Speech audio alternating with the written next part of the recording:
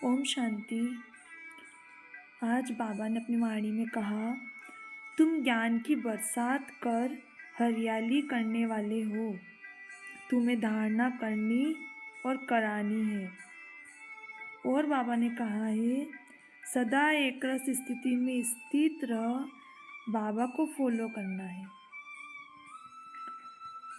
अब हम मुरली विस्तार से पढ़ते हैं। 1-1-2025 प्रातः मुरली। ओम शांति। बाप दादा मधुबन। मीठे बच्चे, तुम ज्ञान की बरसात कर हरियाली करने वाले हो। तुम्हें धारणा करनी और करानी है। प्रश्न, जो बादल बरसते नहीं उन्हें कौन सा नाम देंगे? उत्तर, वह है सुस्त बादल। चुस्त वह जो बरसते हैं, अगर धारणा हो तो बरसने के बिना रह नहीं सकते। जो धारणा कर दूसरों को नहीं कराते, उनका पेट पीठ से लग जाता है। वह गरीब है, प्रजा में चले जाते हैं। प्रश्न, याद की यात्रा में मुख्य मेहनत कौन सी है? उत्तर, अपने को आत्मा समझ, बाप को बिंदु रूप में याद करना। बाप जो है, जैसा है, उसी स्वरूप में यथार्थ याद करना, इसमें ही मेहनत है। गीत, जो पिया के साथ है। ओम शांति।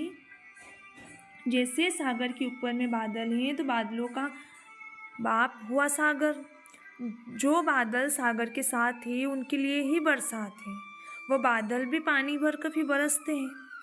तुम भी सागर के पास आते हो भरने के लिए। सागर के बच्चे बादल तो हो ही, जो मीठा पानी खींच लेते हो। अब बादल भी अनेक प्रकार के होते हैं। कोई खूब जोर से बरसते हैं, बाढ़ कर देते हैं, कोई कम बरसते हैं। तुम्हारे में भी ऐसे नंबरवार हैं जो खूब जोर से बरसते हैं। उनका नाम भी गाया जाता है। जैसे वर्षा बहुत होती है तो मनुष्य खुश होते हैं। यह भी ऐसे हैं जो अच्छा बरसते हैं, उनकी महिमा होती है। जो नहीं बरसते, उनकी दिल जैसे सुस्त हो जाती है। पेट भरेगा नहीं। पूरी रीति धारणा न होने से पेट जाकर पीठ से लगता है। फेमन होता है तो मनुष्य का पेट पीठ से लग जाता है।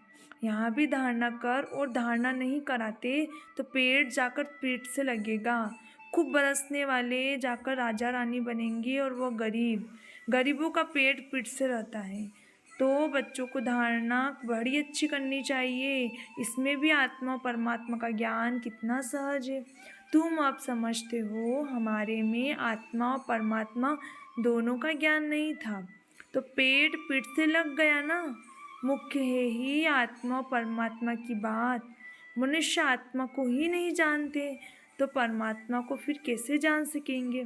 कितने बड़े विद्वान पंडित आदि हैं, कोई भी आत्मा को नहीं जानते। अब तुमको मालूम हुआ है आत्मा अविनाशी है। उसमें 86 जन्मों का अविनाशी पाठ नूंदा हुआ है जो चलता रहता है। आत्मा अविनाशी तो पाठ भी अविनाशी है। आत्मा कैसा ऑलराउंडर पाठ बजाती है, ये किसको पता नहीं। वह तो आत्मा से परमात्मा कह देते हैं। तुम बच्चों को आदि से लेकर अंत तक पूरा करना ज्ञान है। वह तो ड्रामा की आयु ही लाखों वर्ष कह देते हैं। अभी तुमको सारा ज्ञान मिला है। तुम जानते हो, इस बाप के रचे हुए ज्ञान यज्ञ में ये सारी दुनिया स्वाहा होनी है। इसलिए बाबा कहते हैं, देह सहित जो कुछ भी है वह सब भूल जाओ। अपने को आत्मा समझो। बाप को, शांतिधाम, स्वीट होम को याद करो। यह तो है ही दुखधाम। तुम्हारे में भी नंबरवार पुरुषार्थ अनुसार समझा सकते हैं। अभी तुम ज्ञान से तो भरपूर हो, बाकी सारी मेहनत है याद में। जन्म जन्मांतर का देह अभिमान मिटाकर देह अभिमानी बने, इसमें बड़ी मेहनत है। कहना तो बड़ा सहज है, परंतु अपने को आत्मा समझे और बाप को भी बिंदु रूप में याद करें, इसमें मेहनत है। बाबा कहते हैं, मैं जो हूँ, जैसा हूँ, ऐसा कोई मुश्किल याद कर सकते हैं। जैसे बाप वैसे बच्चे होते हैं ना। अपने को जाना तो बाप को भी जान जाएंगे। तुम जानते हो, पढ़ाने वाला तो एक ही बाप है, पढ़ने वाले बहुत है। बाप राजधानी कैसे स्थापन करते हैं वह तुम बच्चे ही जानते हो। बाकी ये शास्त्र आदि सब है भक्ति मार्ग की सामग्री। समझने के लिए, समझाने के लिए हमको कहना पड़ता है। बाकी इसमें घृणा की कोई बात नहीं। शास्त्रों में भी ब्रह्मा का दिन और रात कहते हैं, परंतु समझते नहीं। रात और दिन आधा आधा होता है। सीढ़ी पर कितना सहज समझाया जाता है। मनुष्य समझते हैं भगवान तो बड़ा समर्थ है, वह जो चाहे सो कर सकते हैं। लेकिन बाबा कहते हैं मैं भी ड्रामा के बंधन में बंधा हुआ हूँ। भारत पर तो कितनी आफतें आती रहती हैं, फिर मैं घड़ी घड़ी आता हूँ क्या? मेरे पाठ की लिमिट है। जब पूरा दुख होता जाता है तब मैं अपने समय पर आता हूँ। 1 सेकंड का भी फर्क नहीं पड़ता। ड्रामा में हर एक एक्यूरेट पार्ट नूंदा हुआ है। यह है हाईएस्ट बाप की रिकॉग्निशन। फिर नंबरवार सब आते हैं, कम ताकत वाले। तुम बच्चों को अभी बाप से नॉलेज मिली है जो तुम विश्व के मालिक बनते हो। तुम्हारे में फुल फोर्स की ताकत आती है। पुरुषार्थ कर तमोप्रधान से सतोप्रधान बनते हो। औरों का तो पाठ ही नहीं है, मुख्य है ड्रामा जिसकी नॉलेज तुमको अभी मिलती है। बाकी तो सब है मटेरियल, क्योंकि वह सब इन आँखों से देखा जाता है। वंडर ऑफ द वर्ल्ड तो बाबा है, जो फिर रचते भी स्वर्ग हैं, जिसको हेवन पैराडाइज कहते हैं। उनकी कितनी महिमा है। बाप और बाप की रचना की बड़ी महिमा है। ऊंचते ऊंचे भगवान, ऊंचते ऊंचे स्वर्ग की स्थापना बाप कैसे करते हैं, यह कोई भी कुछ भी नहीं जानते। तुम मीठे मीठे बच्चे भी नंबरवार पुरुषार्थ अनुसार जानते हो और उस अनुसार ही पद पाते हो। जिसने पुरुषार्थ किया वह ड्रामा अनुसार ही करते हैं। पुरुषार्थ बिगड़ तो कुछ मिल न सके, कर्म में बिगड़ 1 सेकंड भी रह नहीं सकते। वह हठ योगी प्राणायाम चढ़ा लेते हैं, जैसे जड़ बन जाते हैं, अंदर पड़े रहते हैं, ऊपर मिट्टी जम जाती है। मिट्टी के ऊपर पानी पड़ने से घास जम जाती है, परंतु इससे कुछ फायदा नहीं। कितना दिन ऐसे बैठे रहेंगे? कर्म तो जरूर करना ही है। कर्म सन्यासी कोई बन न सके।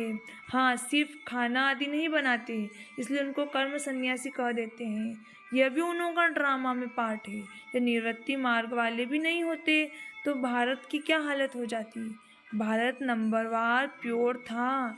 बाबा पहले पहले प्योरिटी स्थापन करते हैं, जो फिर आधा कल्प चलती है। बरोबर सतयुग में एक धर्म एक राज्य था, फिर डीटी राज्य अब फिर से स्थापन हो रहा है। ऐसे अच्छे अच्छे स्लोगन बनाकर मनुष्यों को सुजाग करना चाहिए। फिर से डीटी राज्य भाग आकर लो।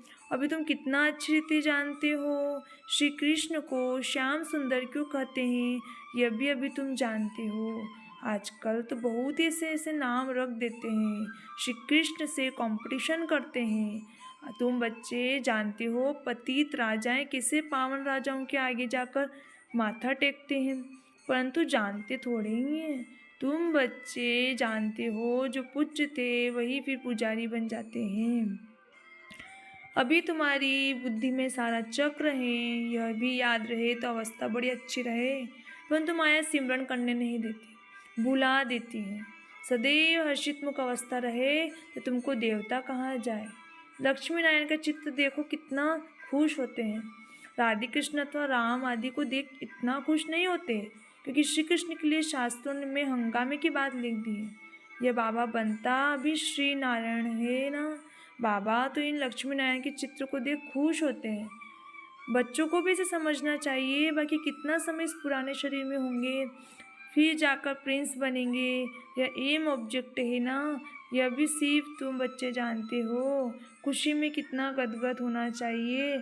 जितना पढ़ेंगे उतना उच्च पद पाएंगे, पढ़ेंगे नहीं तो क्या पद मिलेगा। कहाँ विश्व के महाराजा महारानी, कहाँ साहूकार प्रजा में नौकर चाकर। से सब्जेक्ट तो एक ही है, सिर्फ मन मनाभव मध्याजीभव अल्फ और बे को और याद और ज्ञान। इनको इतनी कितनी खुशी हुई, अल्फ को अल्लाह मिला, बाकी सब दे गया। कितनी बड़ी लॉटरी मिल गई, बाकी क्या चाहिए। तो क्यों ना बच्चों के अंदर में खुशी रहनी चाहिए। इसलिए बाबा कहते हैं ऐसा ट्रांसलाइट का चित्र सबके लिए बनवाएं जो बच्चे देखकर खुश होते रहें। श्री बाबा ब्रह्मा द्वारा हमको ये वर्षा दे रहे हैं। मनुष्य तो कुछ भी नहीं जानते, बिल्कुल ही तुच्छ बुद्धि है। अभी तुम तुच्छ बुद्धि से स्वच्छ बुद्धि बन रहे हो, सब कुछ जान गए हो और कुछ पढ़ने की दरकार नहीं। इस पढ़ाई से तुमको विश्व की बादशाही मिलती है। इसलिए बाप ने नॉलेजफुल कहते हैं। मनुष्य फिर समझते हैं, हर एक के दिल को जानते हैं, परंतु बाप तो जानते हैं, तो नॉलेज देते हैं हम। टीचर समझ सकते हैं, फलाना पढ़ते हैं, बाकी सारा दिन ये थोड़े ही बैठे देखेंगे इनकी बुद्धि में क्या चलता है। ये तो वंडरफुल नॉलेज है। बाप को ज्ञान का सागर, सुख शांति का सागर कहा जाता है। तुम भी अभी मास्टर ज्ञान सागर बनते हो, फिर टाइटल उड़ जाएगा, फिर सर्वगुण संपन्न 16 कला संपूर्ण बनेंगे। यह है मनुष्य का उच्च मर्तबा, इस समय यह है ईश्वरीय मर्तबा। कितनी समझने और समझाने की बातें हैं। लक्ष्मी नारायण का चित्र देख बड़ी खुशी होनी चाहिए। हम अभी विश्व के मालिक बनेंगे। नॉलेज से ही सब गुण आते हैं। अपना एम ऑब्जेक्ट देखने से ही रिफ्रेशमेंट आ जाती है।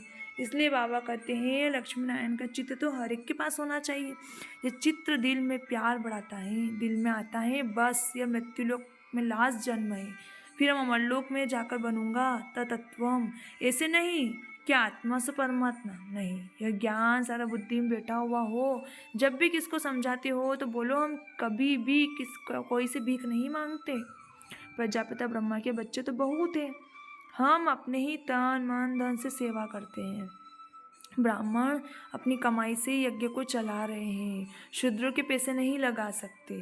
ढेर बच्चे हैं, वह जानते हैं जितना हम तन मन धन से सर्विस करेंगे, सरेंडर होंगे, उतना बच पाएंगे। जानते हैं बाबा ने बीज बोया है तो लक्ष्मी नारायण बनते हैं। पैसे यहाँ काम में तो आने नहीं हैं, क्यों नहीं इस कार्य में लगा दे। फिर क्या सरेंडर होने वाले भूखे मरते हैं क्या। बहुत संभाल होती रहती है, बाबा की कितनी संभाल होती रहती है। यह तो शिव बाबा का रथ है ना, सारे वर्ल्ड को हेवन बनाने वाला। यह हसीन मुसाफिर है। परमपिता परमात्मा तो आकर सबको हसीन बनाते हैं। तुम सांवरे से गोरा हसीन बनते हो ना, कितना सलोना साजन है, आकर सबको गोरा बनाते हैं। उन पर तो कुर्बान जाना चाहिए, याद करते रहना चाहिए। जैसे आत्मा को देख नहीं सकते जान सकते, वैसे परमात्मा को भी जान सकते हैं। देखने में तो आत्मा परमात्मा दोनों एक जैसे बिंदु हैं, बाकी तो सारी नॉलेज है। ये बड़ी समझ की बातें हैं। बच्चों की बुद्धि में नोट रहनी चाहिए। बुद्धि में नंबरवार पुरुषार्थ अनुसार धारणा होती है। डॉक्टर लोगों को भी दवाइयाँ याद रहती है ना, ऐसे नहीं उस समय बैठ किताब देखेंगे। डॉक्टर की भी पॉइंट्स होती है, बैरिस्टर की भी पॉइंट्स होती है, तुम्हारे पास भी पॉइंट्स है, टॉपिक्स है जिस पर समझाते हैं। कोई पॉइंट किसको फ़ायदा कर लेती है, कोई को किस पॉइंट से तीर लग जाता है। पॉइंट तो बहुत ढेर की ढेर है। जो अच्छी रीति धारण करेंगे वह अच्छी रीति सर्विस कर सकेंगे। आधा कल्प से महारोगी पेशेंट है, आत्मा पतित बनी है, उनके लिए अविनाशी सर्जन दिखाई देते हैं। वह सदैव सर्जन ही रहते हैं, कभी बीमार होते नहीं। अब तो सब बीमार पड़ जाते हैं। अविनाशी सर्जन एक ही बार आकर मन मनाभव का इंजेक्शन लगाते हैं। कितना सहज चित्र को पॉकेट में रख दो सदैव। बाबा नारायण का पुजारी था तो लक्ष्मी का चित्र निकाल अकेला नारायण का चित्र रख दिया। अभी पता पड़ता है कि जिसके हम पूजा करते थे वह अब बन रहे हैं। लक्ष्मी को विदाई दे दी तो ये पक्का है हम लक्ष्मी नहीं बनूंगा। लक्ष्मी बेड पैर दबाए, ये अच्छा नहीं लगता था। उनको देखकर पुरुष लोग स्त्री के पैर दबाते हैं, वहाँ थोड़े ही लक्ष्मी वैसे पैर दबाएगी। यह रस्म रिवाज वहाँ होती नहीं, यह रस्म रावण राज्य की है। इस चित्र में सॉरी नॉलेज है, ऊपर में त्रिमूर्ति भी है। इस नॉलेज को सारा दिन सिमरण कर बड़ा नंडर लगता है। भारत अब स्वर्ग बन रहा है, कितनी अच्छी समझानी है। पता नहीं मनुष्य की बुद्धि में क्यों नहीं बैठता। आग बड़े जोर से लगेगी। भंबोर को आग लगनी है, रावण को जरूर खल्लास होना चाहिए। यज्ञ में पवित्र ब्राह्मण चाहिए, बड़ा भारी यज्ञ है सारे विश्व में प्योरिटी लाने का। जो ब्राह्मण भी बल ब्रह्मा की औलाद कहलाते हैं, परंतु वह तो कुख वंशावली है। ब्रह्मा की संतान तो पवित्र मुख वंशावली थे ना, तो उनको समझाना चाहिए। अच्छा मीठे मीठे सकलते बच्चों प्रति माता पिता बाप दादा का यात्रा गुड मॉर्निंग। रूहानी बाप की रूहानी बच्चों को नमस्ते। हम रूहानी बच्चों की रूहानी माता पिता बाप दादा को यात्रा गुड मॉर्निंग, नमस्ते नमस्ते नमस्ते। धारणा के लिए मुख्य सारे सच बुद्धि बल वंडरफुल ज्ञान को धारण कर बाप समान ज्ञान सागर बनना है। नॉलेज से सर्व गुण धारण करने हैं।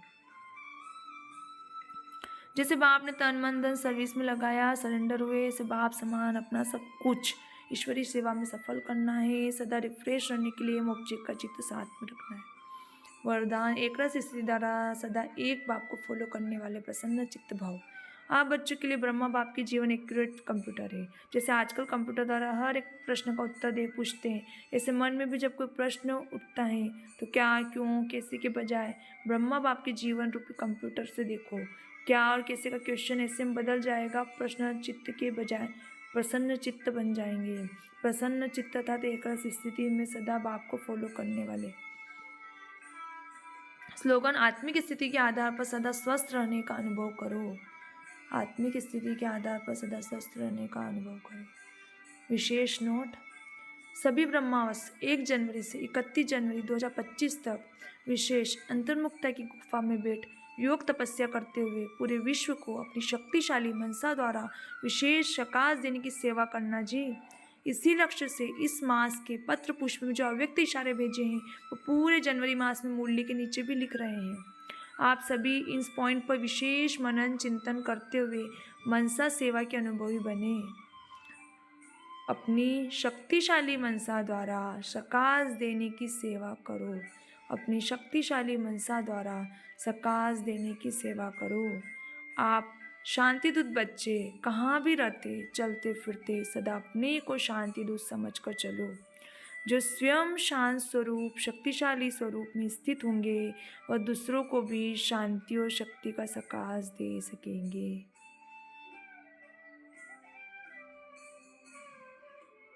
शांति और शक्ति के प्रकंपन हमें चारों ओर फैलाने हैं। आत्मिक स्थिति में स्थित हो जाएं सभी।